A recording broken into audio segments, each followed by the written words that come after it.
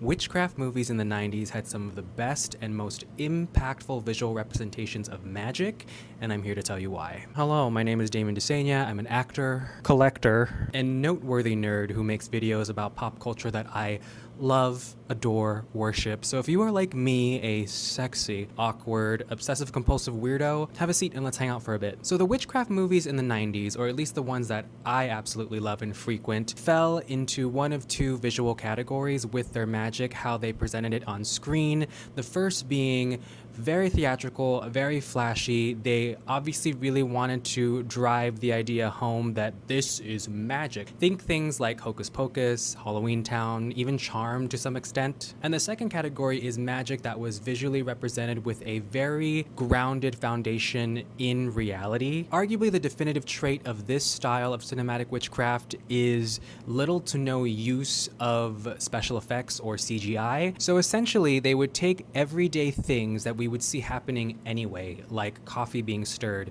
candles being lit, teenagers playing games, and they would siphon it through a magical witchcraft lens, literally and figuratively, that would make these mundane events seem like 10 times more magical. The magic we saw on screen that these witches were performing seemed like things that were not too far-fetched. They were magical enough, but not too magical to think that they were a part of another universe. And because these films chose to keep one foot within the realm of our possibility, it allowed for a much deeper connection and a much more impactful impression with these stories. Like, you would watch The Craft, Practical Magic, and then go home and then try to do what they did. You would try to grind up herbs and make a potion, or you would try to blow in a candle and see if it would light, or you would try to play light as a feather, stiff as a board with your friends, because again, the magic in those movies just felt so real and so connected to the world that we were living in. I don't believe that these scenes used